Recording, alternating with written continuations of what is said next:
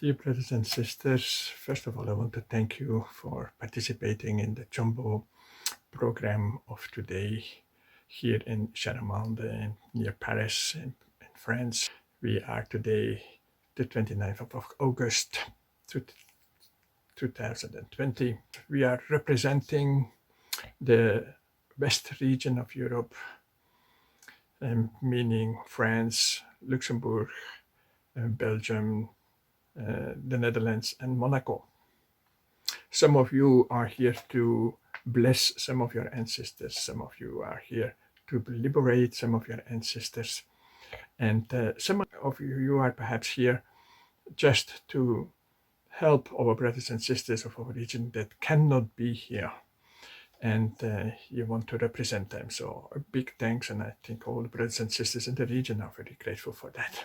But as we are here and can participate live, we have the special grace that we can be liberated from some evil spirits that may still be hanging around us or are attached to us.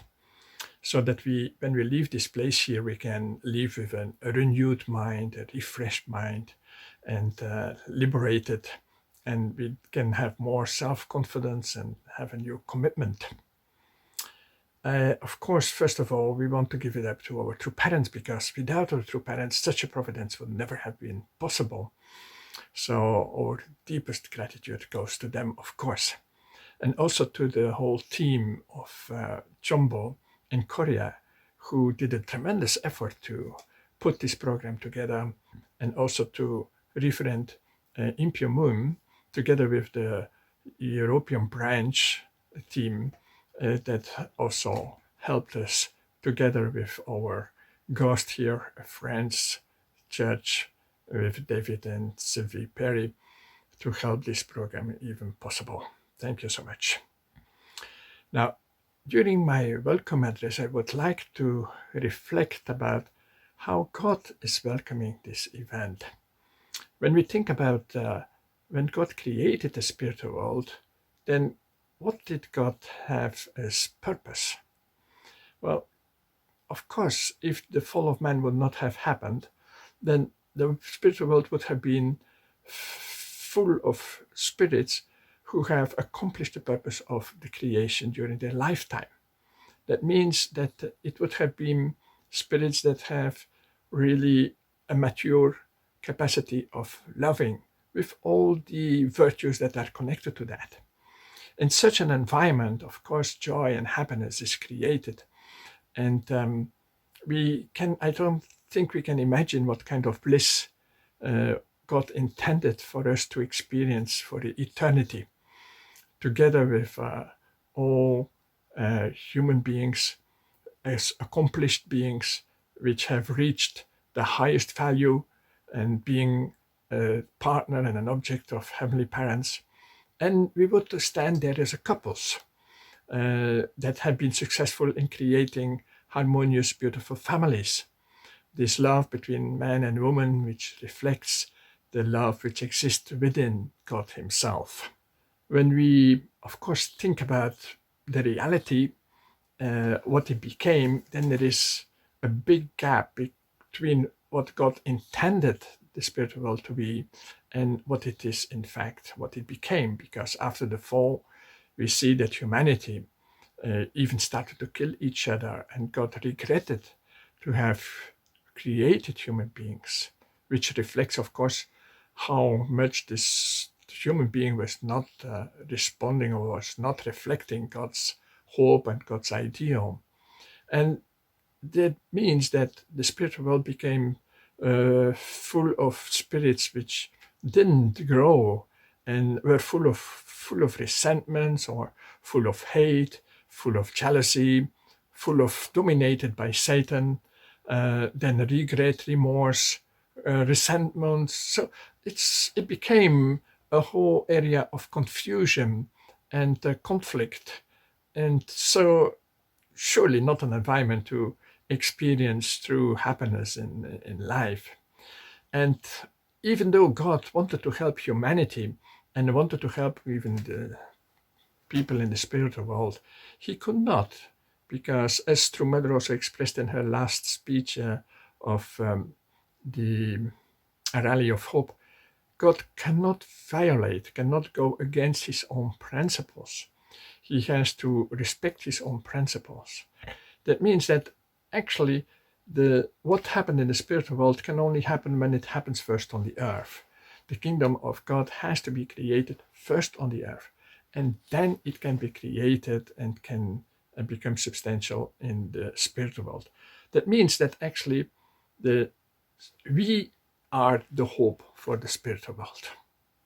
We, of course, such a providence, and there was no hope as long as the true parents did not come to an existence, as long as the position of the true parents were not restored.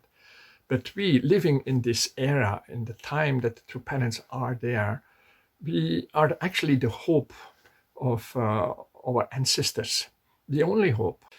Our ancestors in the spiritual world, we perhaps don't realize it enough, are really in the darkness. What that means, they are really in ignorance, in total ignorance. The ignorance is actually the direct result of the fall. And we can help them to come to an awareness. We can help them to come to an understanding of how they can grow, how they can get out of this situation.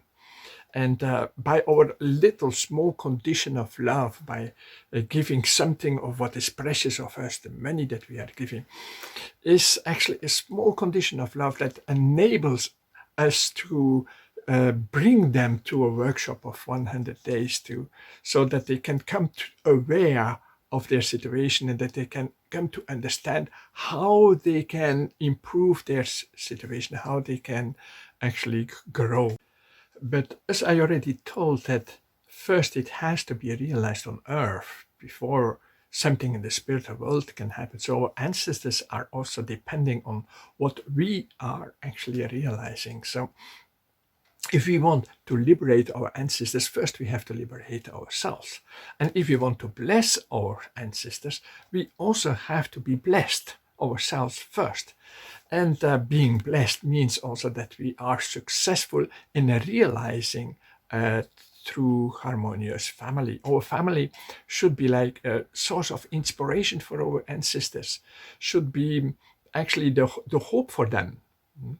Also, I mentioned the money because if we're thinking in terms of, okay, the providence, the CheonBo providence, we pay some amount of money for the liberation and for the blessing of our ancestors. And if we have accomplished that, we have accomplished our responsibility for our ancestors. It's not like that. We have to understand that this money is not important in the spiritual world. It doesn't have any value. But here on earth, for us, money is the most valuable. It's very precious.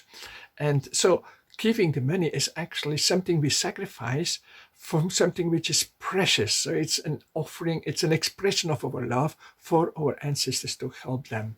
And it is this power of love that enables actually them to be called out of their situation. Yeah, so brothers and sisters, in fact, actually everything turns around the power of love.